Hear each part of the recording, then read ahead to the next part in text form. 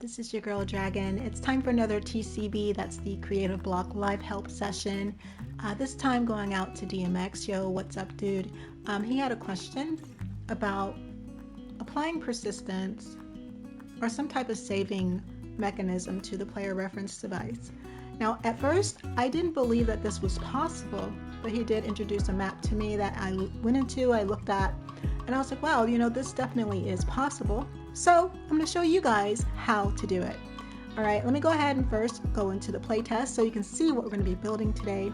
You're going to find it's going to be super easy, barely an inconvenience, and it's a really cool thing to have. Let's go ahead and check it out.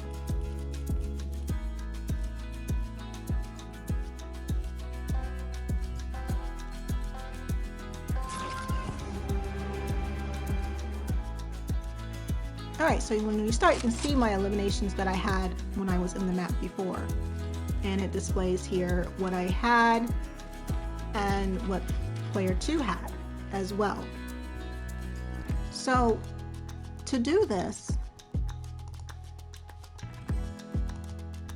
we're going to be using a very interesting and simplistic system with just the save point device and the player reference device. Alright, and you can see no matter what happens, like if I continue on making my eliminations,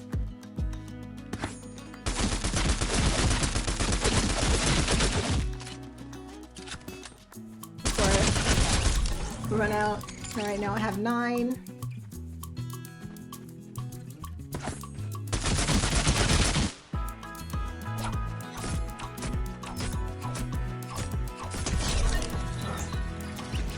And now I have 10. When the game ends, and let's say I leave the game and I come back, I should still have 10 eliminations. All right, and you'll see that when I come back, it's going to reload what I had last as far as my eliminations. So I have 10 and I can continue on. And player 2 or player 1 had 1 and it's still the same.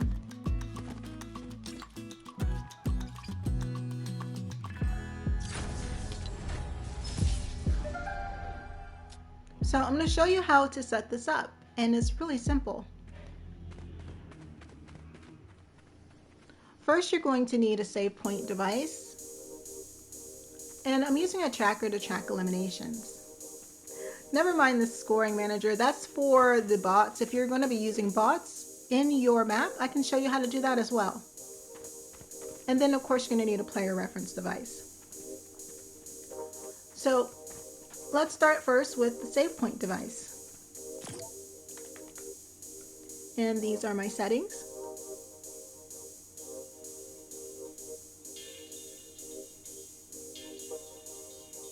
Now you may want to add more here, it's truly up to you, but I'm saving eliminations and I'm saving score because, like I said, I can show you an example when using the bots.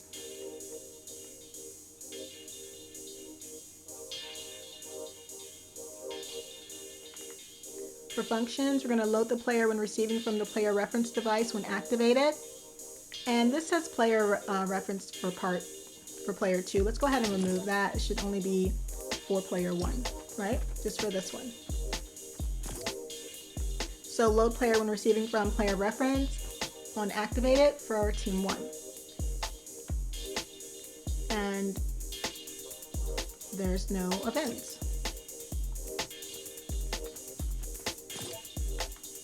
For the tracker, we're going to be tracking eliminations, and you can set whatever target value you like, and so forth.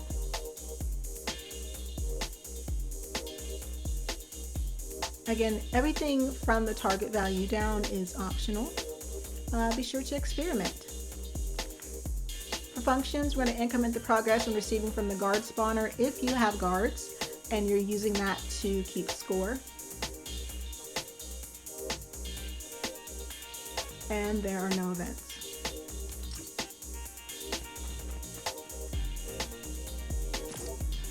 Now for the player reference device. We're tracking eliminations And we're registering when they spawn in. So this is registering from player spawner 2 on player spawn. And then we're going to activate on player spawner 2 on player spawned. When it's activated, we're going to load the player from the save point device. So just to break that down, what that means is every time the player loads into the game, it's going to load the last saved information from the previous game and apply it to this player reference device. Now keep in mind, I have this spawn pad, which is assigned to Team 1, assigned to this player reference device. If it's a 1v1, then you're going to make sure that you have a spawn pad for Team 2, as you see here, assigned to another player reference device.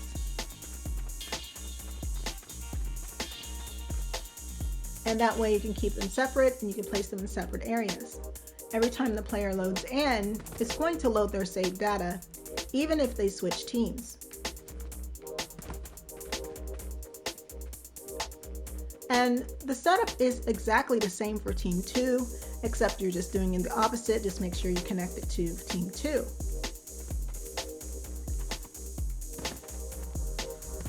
And let's see, for the spawn pads, I'll go ahead and show that as well so you can see how everything's linked up.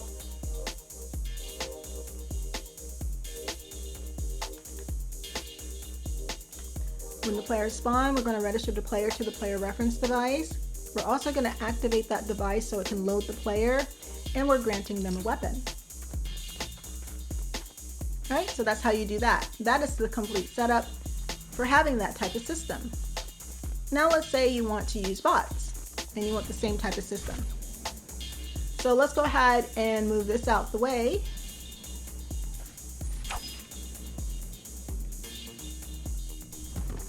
And we won't need a player 2.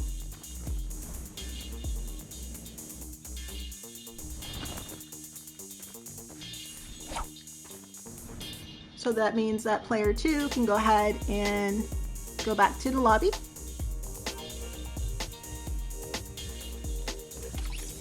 Awesome. And we're going to move these bots way over here back into the vicinity.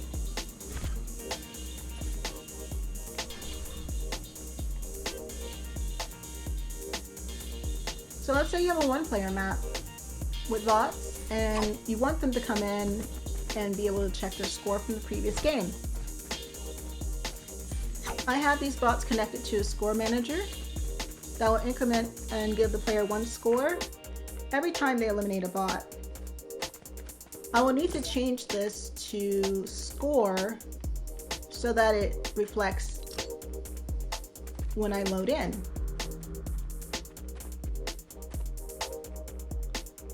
Let me double check and make sure everything is good to go.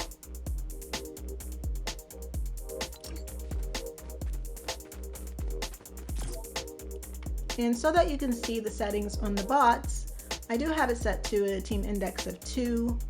However, you can put it to team wildlife as well. It'll work exactly the same way because it's sending an event to provide a score. But let's just go ahead and leave that for team index of 2 for now. It's going to spawn at game start. And on eliminated, we're going to increment the progress of the tracker and then also activate the score manager to provide the player 1 score. All the other settings are the same, so I don't have to go through the save point or the tracker or the player reference device, but I will go through the score manager.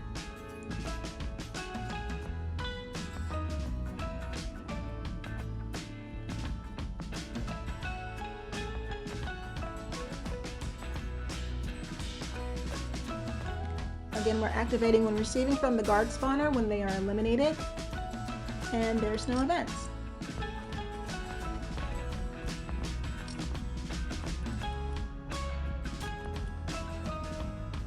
So let's run a test so you can see what it looks like with bots. Since I'm the only player in the map, I'm automatically assigned to team 1.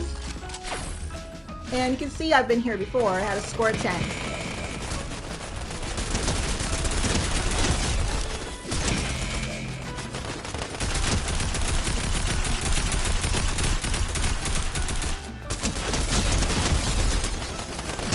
Right now I have a score of 14.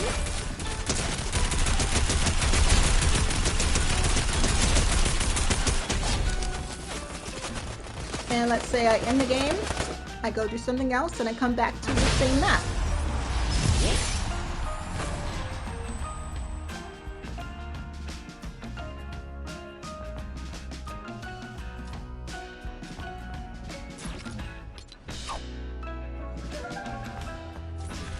So I go and I do something else, I come back to the map, it's going to activate and load the player. And I should start off with 17. And I do.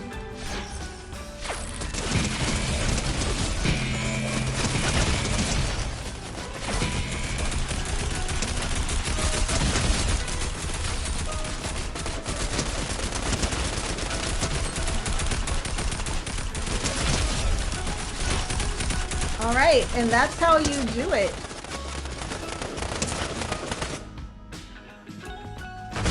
All right, man, that's how you do it. It's super easy, barely an inconvenience. And I hope that you found this tutorial helpful. It's super quick. And usually these live sessions aren't as structured as my other tutorials because they're done live and they're really super quick. So I do hope it helps you, and I hope it gives you some insight on how to put together this system. All right, I'm going to see you guys on the next one, and thanks for tuning in. I'll see you later. Bye.